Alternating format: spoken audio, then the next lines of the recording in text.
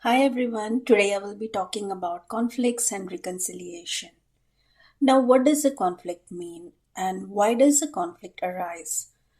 Basically, a conflict is nothing but a disagreement or a difference in opinion, and these disagreements arise in a situation due to differences in priorities, interests, motives, aspirations, sometimes personal values.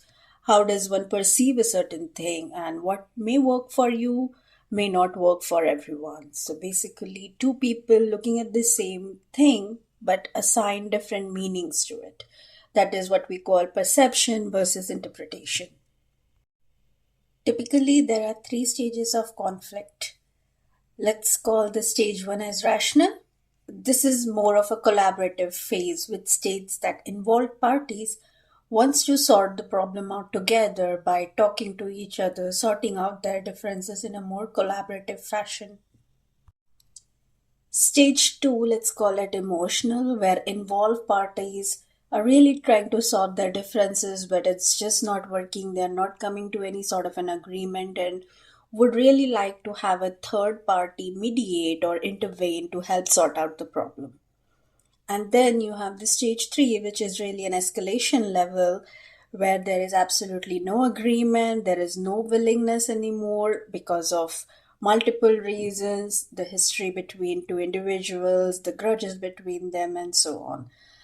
So, in this situation, sometimes someone else should decide what should be the conclusion, and also there are times when there is absolutely no result. Now, I want you to ask yourself whether a conflict is always negative or not. Well, the answer is very simple. The conflict is not always negative. A conflict can be a positive conflict or a negative conflict. Let's discuss more about positive conflict and its examples. Positive conflicts could mean any of the below, like having a constructive open discussion between involved parties, or involved parties give each other permission to express their emotions, listening to each other. This in turn increases problem solving capabilities, increases their unity and effectiveness of the conversation, and also gives a chance for us to grow as an individual.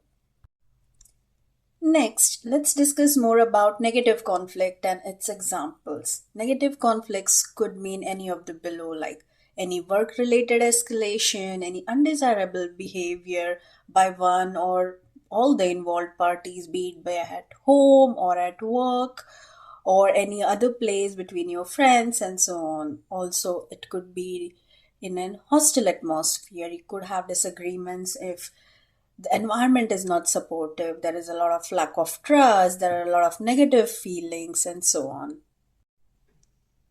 It is very normal to avoid conflicts as a human being because not every situation will need a reaction from you.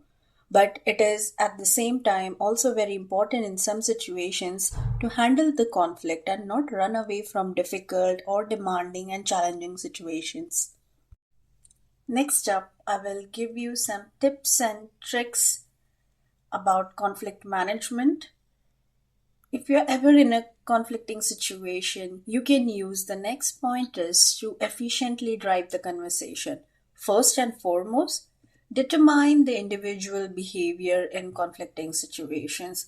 Observe how is the person reacting, what is the body language of the person, and always be assertive and have the willingness to cooperate with the other person you are discussing a disagreement with. And remember, by being assertive or cooperative, it does not mean that you should be pushy or avoid and or dismiss the situation altogether. Have an open, compassionate communication. Ask yourself the following questions to prepare yourselves better before any such conflicting situation discussion that you may have. For example, do I let the other person know what is bothering me? Should I tell this person why is so and so situation bothering me? Am I prepared to listen to this other person? Have clarity, have a perception, and really try to understand the emotion and the need of the other person as well. Be empathetic towards it. Believe me, compromising and teamwork goes a long way. Next up, I will give you some tips and tricks that can be used during reconciliation. Now, what is reconciliation in a conflict? So, it's basically restoration of the relations with agreement. Remember, it is not a confrontation. We don't want to take sides, we don't want to blame the other person. So, just remember and understand each other's needs and interests. Whenever you are in this situation of reconciliation, always ask the involved parties, what are the main difficulties you experience in the collaboration? How does the situation affect them? What frustrates you the most? What difficulties could the other person be experiencing in collaborating with you? Sometimes we only see our side and disregard the other person. And of course, what are you hoping for? What difference would that make for you if we do so and so thing? What should definitely not change? What should you consider? What are potential solutions that you have thought of? What do you expect of the other person? How can you contribute to the solution? And so on.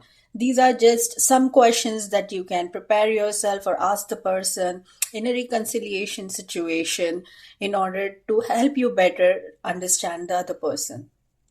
So, in all these difficult and demanding situations, it is important to listen to each other by avoiding interruptions, respecting each other, and distinguishing between facts and interpretations. Very important. Now, these were some of the tips and tricks I apply in my day to day life, both professionally and personally, whenever I'm in a conflicting situation. Please let me know in the comment section your feedback, and if you have any additional information which may help the listeners, please feel free and mention in the comment section. That's all for today. Thank you everyone for listening. Please like, comment, share, and subscribe to my channel. Take care. Bye.